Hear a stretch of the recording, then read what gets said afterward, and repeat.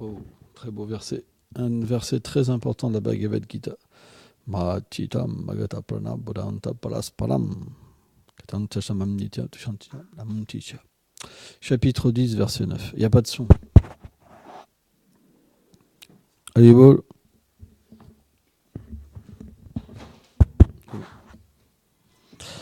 Ceux dont les pensées sont absorbées en moi et qui, avec tout leur cœur, dédient leur vie à mon service de dévotion, tirent une grande satisfaction et une immense félicité en s'éclairant constamment les uns et les autres au sujet des vérités qui me concernent et en accomplissant le chant de mon nom, de ma forme, de mes qualités, de mes divertissements. Commentaire.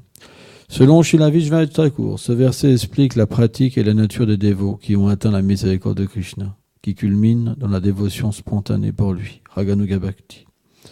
De tels dévots sont naturellement attirés à savourer la douceur de son nom. Hare Krishna, Krishna Krishna, Hare Hare Ram, Ram, Ram, Hare. De sa forme, de ses qualités et de ses divertissements. Car il est semblable à un immense océan de douceur. Tout en lui est doux à l'infini. En vérité, ils sont si attachés à Krishna qu'ils ne peuvent maintenir leur vie sans lui, tout comme une personne ne peut maintenir sa vie sans nourriture. Aussi s'illuminent-ils les uns et les autres en s'entretenant sans fin de lui, de son service d'amour. C'est avec une grande affection qu'ils s'aident mutuellement à progresser toujours davantage. On va s'arrêter. Om Ganati Milandasya Ganam Jalam Shalakaya Shakshu Lomelita Minatas Meishigula Velama. Alors c'est un verset qui est difficile à comprendre quand on n'a pas éveillé le vrai goût pour la conscience de Krishna. Conscience de Krishna, pourquoi ce mouvement il a été appelé par Bhaktivinoda Thakur conscience de Krishna? Parce qu'en fait c'est le nom que Mahaprabhu. Chaitanya, Krishna Chaitanya. Chaitanya, ça veut dire la conscience. Celui qui est conscient de Krishna. Or, la conscience de Krishna, ça se rapporte à notre nature éternelle. En fait, quand notre nature éternelle s'éveille, on devient comme une brindille qui a besoin du feu. Parce que notre vie, elle ne peut pas être reliée sans être connectée avec l'amour de Dieu. Parce que l'amour de Dieu, c'est comme un océan, en fait. Un océan de nectar. Et le poisson qu'est l'âme, il ne peut pas vivre sans ce nectar. Vous comprenez? Mais quand on est recouvert par l'illusion matérielle, alors on devient comme une braise qui n'a plus de possibilité de combustion. On ne peut pas comprendre ce lien avec le Seigneur suprême. C'est pour ça qu'on dit qu'on est comme sans vie, comme quelqu'un qui a perdu la vie, en fait. Mais à force de progresser, d'écouter, de chanter, graduellement, en fait, cette capacité d'immerger l'ignorance et d'obtenir le goût pour la conscience de Krishna, alors s'émerge. Alors à partir de là, alors naturellement, nos oreilles, nos yeux, le nez, le toucher se manifestent en concordance avec le corps de l'âme et pas avec les couches en fait qui recouvrent l'âme et qui nous empêchent à l'être que nous sommes, le soi, de s'exprimer. Donc en ce moment en fait, ce qui s'exprime selon Vishvanath Thakur, ce sont simplement le corps subtil qui est influencé par les trois gunas, les trois modes de l'énergie matérielle. Mais l'âme, elle ne peut pas s'exprimer. C'est pour ça qu'on dit qu'elle n'agit pas dans ce monde. Elle ne peut pas agir. En fait, l'être vivant, qu'on appelle en ce moment Madhavadas ou Janavadevi ou Harini, Dadasi par exemple, c'est pas lui. C'est pas notre réalité. Cette réalité, en fait, c'est les trois gunas pour l'instant.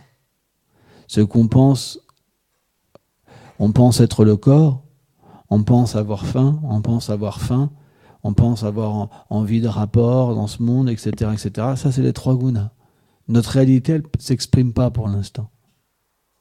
C'est comme quelqu'un qui dort. Vous savez, quand vous dormez, vous avez deux vies dans ce monde, avec le corps grossier et le corps subtil. Quand vous dormez, vous déconnectez du corps grossier. Mais comme on est illusionné par la matière, on pense qu'on s'éveille, c'est ah non, on dort plus. Mais en fait, on est dans un état avec le corps grossier. Quand on dort, on est dans un état avec le corps subtil. On a deux vies, Narada Muni explique. Et les deux vies, elles sont sujettes à la loi du karma, même en rêve. Mais en fait, ces deux vies, elles n'ont rien à voir avec notre réalité. Notre vraie réalité, elle est au-delà de ce monde. Elle est avec Krishna. Donc en fait, tant qu'on ne l'éveille pas, on n'a pas accès à notre réalité. C'est pour ça que le service de dévotion, bien qu'il c'est dur au début, graduellement, quand cette réalité s'émerge, c'est comme quelqu'un qui a atteint la liberté. C'est quelqu'un qui a été en prison, qui ne pouvait pas s'exprimer, qui ne pouvait pas revoir le jour, qui ne pouvait pas voir le soleil, le bruit des oiseaux, tout ça. Il avait tout oublié. Mais quand il s'émerge à la conscience de Krishna et qu'il peut revoir le Seigneur suprême, Radharani, le monde transcendantal, ses associés, c'est comme si, en fait, il pouvait redécouvrir toute la réalité. Oh, j'avais oublié. Et là, à ce moment-là, tout ce qu'il a connu dans ce monde, fini, quoi. C'est tellement petit. Ça n'a pas de substance. C'est tellement l'inverse de la vérité que, fini. C'est pour ça que, quand l'âme devient libérée, en fait, elle ne retourne jamais à la servitude matérielle qui est l'attachement pour un mari, des enfants, un foyer, le travail. Elle devient libérée de tout ça. Tout ça, c'est des chaînes. Tout ce que les gens affectionnent ici, en fait, c'est des chaînes. Tout. C'est tout l'inverse. C'est pour ça que c'est très rare que quelqu'un vienne au service de dévotion. Parce que déjà, quand les gens entendent ça, ils ne sont pas contents dans ce monde. Parce qu'ils disent, comment ça? Je suis dans une chaîne. Ma petite femme, mes petits-enfants, mon petit travail, mon petit groupe de musique. Vous comprenez? En fait, quelle est la beauté du service de dévotion? C'est qu'on engage les choses pour se libérer. C'est ça, la beauté du service de dévotion. C'est pour ça que, comment dire, on doit apprendre, sous l'égide d'un maître spirituel, d'engager les choses d'une manière agréable, mais afin de nous libérer. C'est pour ça que Krishna explique dans la Bhagavad Gita, l'action matérielle enchaîne, mais l'action qui est offerte au Seigneur, elle libère. C'est pour ça qu'on doit engager nos tendances dans le service de dévotion. On doit donc, on doit donc offrir toutes les choses à Krishna. C'est ce qu'explique Krishna. Mais ce n'est pas la chose la plus élevée. Parce que les dévots qu'on parle dans ce verset-là, dans ce verset-là, c'est des gens qui se sont offerts. Et naturellement, comme ils ont donné leur cœur à Krishna, tout ce qui va à travers eux est déjà offert, vous comprenez? Dans un début, on ne donne pas son cœur à Krishna. C'est très difficile de donner son cœur à quelque chose qu'on ne voit pas, qu'on ne connaît pas. C'est impossible. Mais parce que quand on offre à Krishna, graduellement on se sent de mieux en mieux, il y a une connaissance qui vient en nous, une connaissance qui émerge de l'âme, on voit l'ignorance des êtres. Donc, on est obligé de continuer. Quand vous voyez l'ignorance, vous êtes obligé de continuer. Quand vous agissez mal dans le service de dévotion, l'ignorance vous recouvre, comme les réactions des actes, les réactions d'offense. Et de nouveau, vous pouvez être un matérialiste. Krishna vous ramènera dans une vie future. Mais en fait, si on n'offense pas les Vaishnavas, on ne peut pas aller. Ça veut dire que la connaissance s'éveille en nous, même un tout petit peu. On peut voir l'ignorance, on ne va pas retourner dans l'ignorance, c'est pas possible. Quand vous voyez un bhakta revenir dans la vie matérielle, c'est à cause d'offense. Envers le maître spirituel, envers les Vaishnavas, envers la déité, envers les Écritures. Une mauvaise association. C'est la même chose. Quand vous êtes mal associé, vous entendez des choses qui sont opposées au service de dévotion. Et donc après, vous critiquez. Mais c'est pas possible de revenir à l'ignorance. Une fois que la connaissance s'éveille, même un tout petit peu, vous pouvez pas, c'est pas possible. Parce que même si vous affectionnez encore des gens dans ce monde, par exemple, amis, famille, quand vous êtes auprès d'eux, vous dites, waouh, qu'est-ce qu'ils sont dans l'ignorance. C'est vrai ou pas? Donc c'est la preuve, c'est pas possible de revenir en arrière. Simplement, quand on revient en arrière, on s'aperçoit que c'est la réalité ce qu'on pratique. Je vais vous donner un exemple. Parfois, quand on côtoie plus trop l'extérieur, par exemple quand on vit dans un temple. Voilà, dans un temple, parfois, il y a beaucoup de services, donc on côtoie pas forcément les gens à l'extérieur, parce qu'il n'y a pas forcément le temps. Et parfois, on commence à, dû à nos impuretés dans le cœur, on commence à avoir des querelles avec les dévots, etc. Par exemple. Mais il suffit qu'on aille faire un tour 2-3 jours à l'extérieur, on est content de rentrer. Parce qu'on voit que les gens qui sont autour de nous, c'est pas des gens ordinaires. Ils sont pas comme les autres. Parce qu'ils peuvent comprendre qu'ils sont l'âme spirituelle et pas le corps. Ils peuvent comprendre qu'ils ont une relation éternelle avec le Seigneur suprême. Ils peuvent comprendre la miséricorde de Mahaprabhu et surtout, ils chantent les saints noms. Ce n'est pas des gens ordinaires. Vous ne pouvez pas dire qu'un de vos frères est quelqu'un d'ordinaire. Parce que si vous allez à l'extérieur, il y a des milliards de personnes, si vous leur parlez de ça, ils ne peuvent rien comprendre. Rien. C'est pour ça que bien qu'on ait de la difficulté pour tous progresser spirituellement. Tous, on a de la difficulté. Parce que ce verset-là, il parle de gens évolués. Il parle d'une personne qui a besoin de ce nectar, qui ne peut pas vivre sans ce nectar. Donc quand il voit un Vaishnav, il se dit « Oh, il va me donner cette douche de nectar ». Carrément, il pense ça. Oh, j'ai trouvé une personne qui va me donner cette douche. Et quand il écoute, il écoute avec son corps transcendantal et il s'immerge dans la félicité. C'est pas ordinaire. Quand il voit les déités, avec ses yeux, il boit le nectar. Il dit « Oh, Krishna est tellement beau, il a une méditation sur ses pieds, tout ça. » Il goûte le nectar. Quand il étudie, il goûte le nectar. Donc là, on parle de personnes qui ont atteint un niveau où l'âme s'exprime. C'est plus le mental, c'est plus l'intelligence qui nous dit « alors t'es bien, alors t'es pas... » Non, il n'y a plus ce choix. L'âme, l'attrait est tellement puissant qu'on n'a pas le choix. On est emporté dans quelque chose de tellement grand et tellement puissant. Or, on peut atteindre ce niveau graduellement si on est sincère, si on croit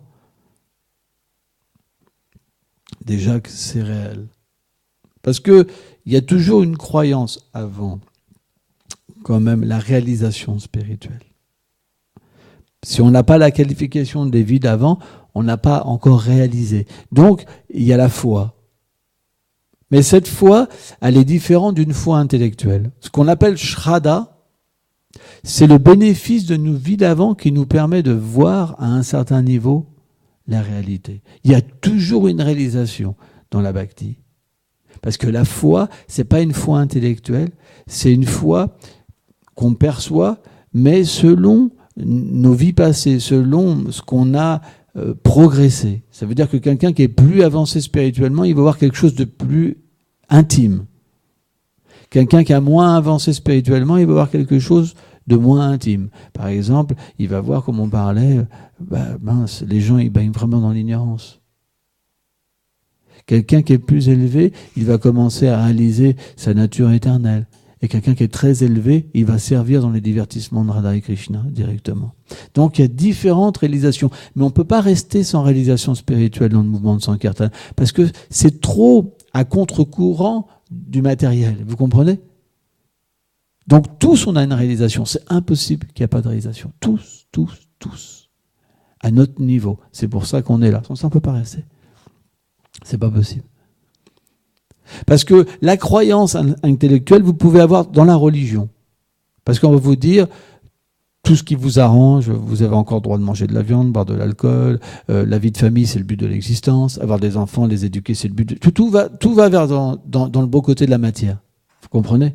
Vous êtes ce corps, puis dans votre vie prochaine, vous aurez encore plus de plaisir. Le plaisir sera dans la vie prochaine. Donc, automatiquement, vous pouvez, avec l'intellectuel, vous fixer, parce que ça va vers les désirs matériels. Ou la libération, on va vous dire. Vous allez atteindre la libération. Mais la bhakti, ça va à l'opposé. Vous n'êtes pas le corps. Vous êtes dans l'illusion, les attachements matériels. C'est tout l'opposé. C'est pas possible de rester dans une situation comme ça. Vous comprenez ça ? Est-ce que vous comprenez ça ? C'est pas possible. Vous entendez des choses qui vont complètement l'opposé. Et pourtant, pourquoi on est là ? Parce qu'il y a la foi. Parce que vous réalisez que si vous obtenez cette connaissance à l'intérieur de vous-même, c'est pas que l'environnement il est enlevé, mais il est dans sa réalité et il est millions de fois plus beau. Donc c'est pas incompatible. Et c'est ça qui est puissant. C'est-à-dire que bien que ça défriche toutes nos mauvaises conceptions, en même temps, ça les remplace par des conceptions toujours plus belles. Et c'est ça qui est merveilleux. Et c'est pour ça qu'on est là. Parce que notre foi augmente. Et en augmentant, ça devient logique. Ce qu'on entend, ça devient logique. Et ça nous libère des chaînes de la matière. Ça veut dire que nos liens, ils sont de plus en plus beaux. Ils sont des liens libérés.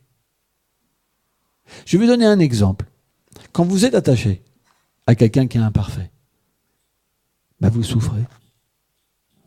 On a tous été, quand on était jeune, amoureux, par exemple. Mais amoureux de quelqu'un qui n'est pas parfait, vous prenez une sacrée claque après. Vrai ou pas?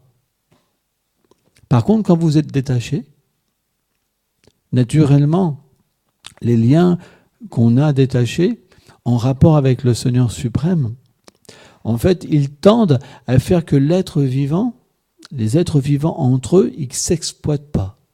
C'est-à-dire qu'ils ne sont pas là simplement ils sont pas là pour du plaisir.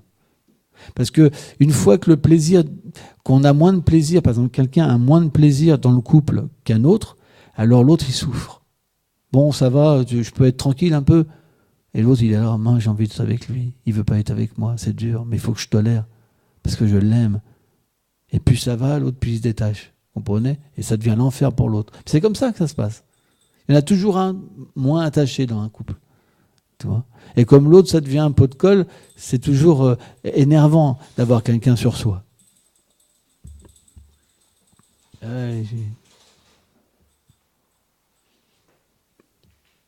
Donc bien que les gens ils se donnent à un autre, eh ben, ça peut être une cause de détachement d'avoir quelqu'un qui se colle à nous.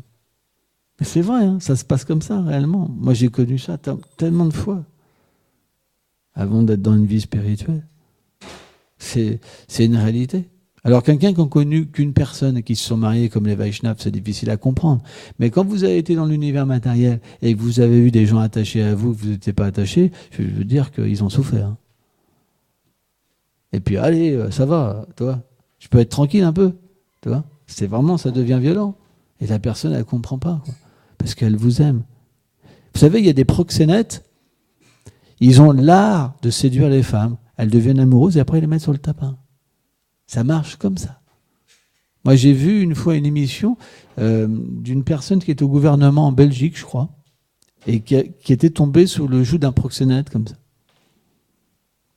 Et il l'a amené dans les plus beaux restaurants, etc., etc. C'était une vie merveilleuse. Et d'un seul coup, il lui a dit qu'il n'avait plus assez d'argent. Et c'est parti. Et elle s'est retrouvée en France pendant 5 ans. Et elle s'en est sortie. Et elle est ministre maintenant. C'est pas évident. Donc l'attachement, la dépendance, ça peut faire n'importe quoi. Mais dans le service de dévotion, on va vers le Seigneur suprême. L'homme et la femme s'aident pour devenir dépendants du Seigneur suprême. Donc il n'y a pas ce rapport.